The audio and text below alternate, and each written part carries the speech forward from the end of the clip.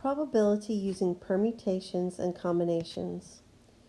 Now that we know about permutations and combinations, we can use them to answer more complex probability questions.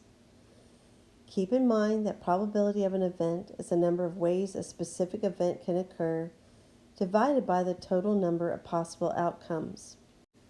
Example 25. Find each probability, paying attention to whether counting methods should be used. A. A 4-digit garage code is selected.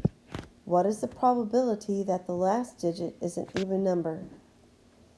Okay, so remember in our case, for the denominator, we're looking at all the different ways that can happen. So we're going to assume that repetition can be used. There's no restriction on the 4-digit code at all. We're just looking for how many digits. So 10 times 10 times 10 times 10. That's all the different ways that can happen. So the event we're looking for is the last digit is even. So even numbers would be 0, 2, 4, 6, and 8. So that is 5 choices for that last digit. Well, all the other digits are saying they're putting no restrictions on them whatsoever. So we have 10 choices for the first 4. Therefore, as you can see, this will reduce down to 1/2. So it'd be 5,000 over 10,000, which reduces to 1/2.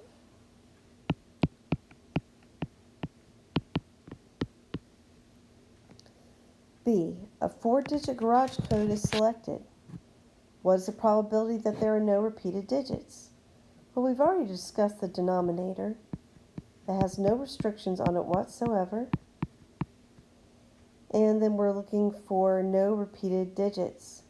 No repetition, order matters. Well, what do we know is no repetition, order matters? Well, that is a permutation, or we could use a basic counting technique. Either one would work. So you could either do the 10, 9, 8, 7, or you could have written 10, P, 4. Either would work in this case.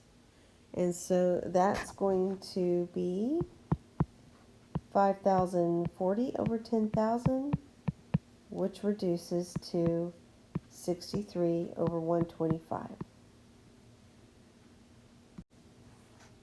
In a lottery, 50 balls, numbered 1 through 50, are placed in a machine, and 6 are drawn at random. If you match all 6 numbers, you win the jackpot. We found another typo there. If the order in which the numbers are drawn doesn't matter, what's the probability you win the jackpot if you bought 3 tickets, each with a different set of numbers? We'll deal with that at the very end, because this would be the easiest thing that we do. Okay, so we're looking for the probability that we win. Well, the denominator has to be all the different ways that we could choose 6 of those numbered balls from the 50, and they said that order doesn't matter. Once a ball is picked, you can't put it back, so that sounds like a combination. Order doesn't matter, repetition is not allowed. Now, if we want the probability of winning, there are only 6 winning balls, and we are choosing all 6 of them. So, and then the last thing which I mentioned, we're buying 3 tickets. Okay? So that will give us 3 over 15,890,700. Well, basically we figure these things out to deter students from playing, but even though we figure this probability, I still have students saying things like, well, you got to play to win. Well, I guess that's your choice, but at least you know what the odds or what the probability of winning would be. D. If 5 people are seated in a row of 5 chairs, what is the probability that Beth is seated on either end of the row? Well, let's see what this would look like. Okay, so we're talking about a row of 5 people are seated in a row. 1, 2, 3, 4, 5. So Beth could be either here or Beth could be over here. So you see we have two different scenarios, okay? So there's only one Beth. So we only have one choice in both cases, here and here. And then from there you have the 4 leftover people, then somebody sits down, 3, 2, 1. Same thing over here. Okay, so now let's start figuring out the probability. So the denominator would be the way that 5 people are seated in chairs. Now regardless, you can't have repetition, can you? So that would be 5 factorial in the denominator. 5 times 4 times 3 times 2 times 1. In the numerator, remember, or means what? It means add. So we could have 1 times 4 factorial plus 4 factorial times 1.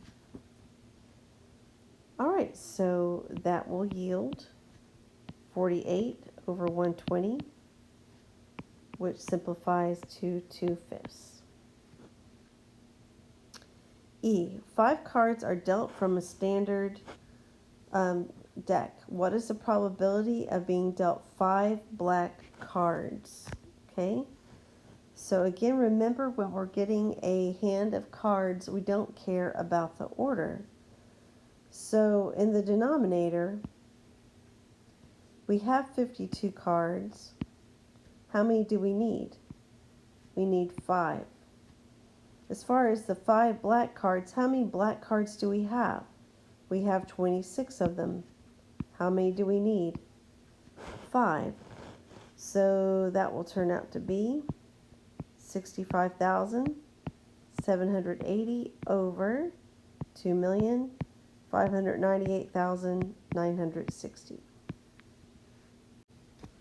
Okay, let's look at F.